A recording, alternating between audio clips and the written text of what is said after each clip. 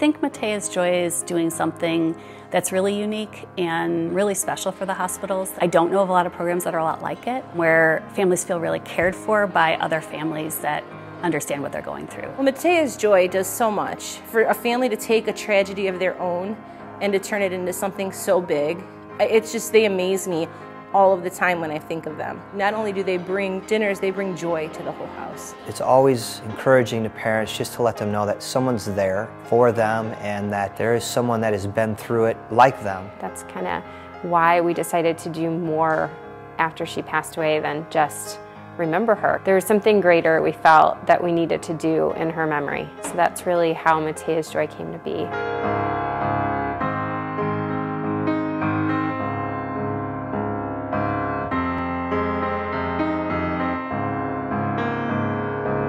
Mattea's Joy is a non-profit organization that Gary and I started in memory of our daughter, Mattea. She passed away in 2010. She was my little sister, and I remember that she died because her lungs were too small and they weren't growing with her, and she wasn't able to breathe very well. For the 9.5 months that she was here on Earth, she taught us a lot.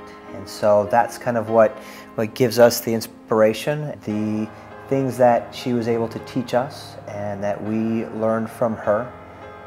That's the reason why we do what we do. And some of the things we do, we serve dinner once a month at the Ronald McDonald House.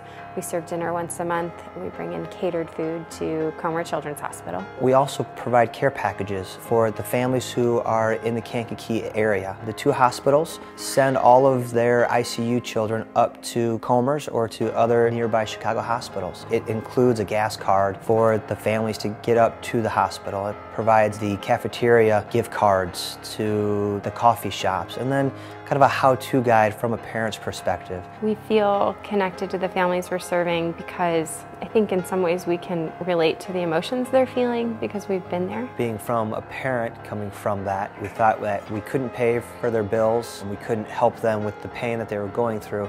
But some of the small things we could do is provide them with a hot meal and something that they wouldn't have to think about or pay for either. It's just a break from the hospital, but it also saves them money. If you're in the hospital 30, 60, 90 days, 90 days of dinners is a lot of money. And sometimes it's the only time you'll eat all day. There were so many days that when we were there, we just forget to eat because there's so much going on.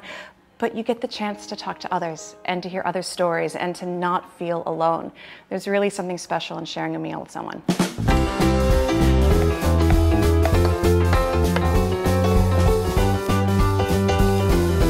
Tonight we are cooking dinner for the families that are staying here at the Ronald McDonald House, so they have the opportunity to have a nice home-cooked dinner and one less meal to think about. When they get to come home here, Cooking! I like to cook. When you come in here and you see on the calendar Mattea's Joy is coming, you know it's going to be good food, good people coming, and it's something people look forward to. As soon as they see that it's Mattea's Joy on that calendar, we know, oh, Mattea's Joy is coming, and it spreads through the families like, oh, don't miss dinner, it's Mattea's Joy.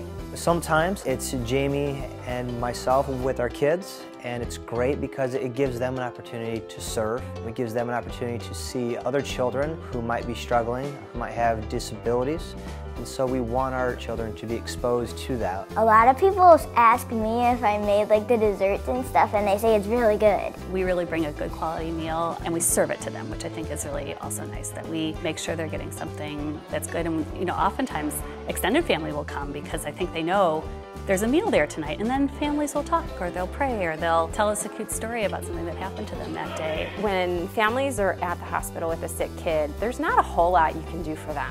Aside from just being there and listening to them, but food is a universal need. And when things are tough and you're stuck at a hospital or life isn't going so well, food's a really easy thing to provide to people.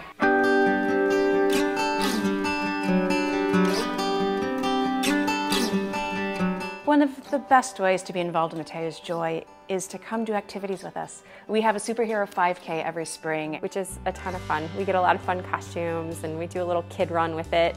And we also do a Dolly and Me brunch where we get a lot of moms and grandmas and little girls that come out with their dolls and have brunch together. We decided that we wanted to do fundraisers that were focused on families coming together and sharing memories with each other. so you get to meet some of the families that we've had the chance to go ahead and help out.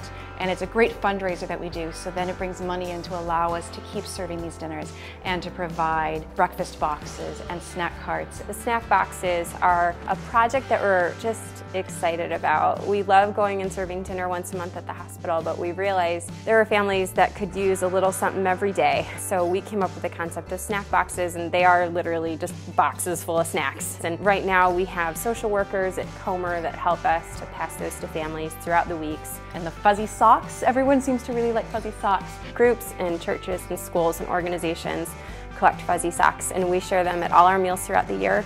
And we bring them to the Ronald McDonald House as well as the Children's Hospital. It's an easy way to just let people know someone's thinking of them, somebody cares. We chose early on to support the Ronald McDonald House and their mission because they're doing awesome work. Most people don't know what a Ronald McDonald House does until a family member themselves have stayed in one.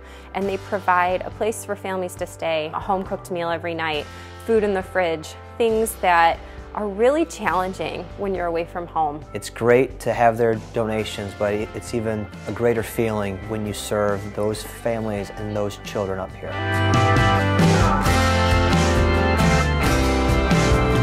Oh gosh, I might cry. They're just honest, pure people, and they really want to help people. When I think of what they've done from what they had, that tragedy, to this, they're amazing, and they're kind people, and you look forward to them because they're always here, and whatever they can do in general with the charity, they try to help. We've probably served 10,000 people plus in the time span since she passed away. And it's pretty incredible to think that our sweet little girl had so much more love to extend to people. And she taught us a deeper way to love and to look at people and to open our hearts to people that we didn't know. And it's incredible what that does to our lives and hopefully to the lives of other people. I mean, that's our hope.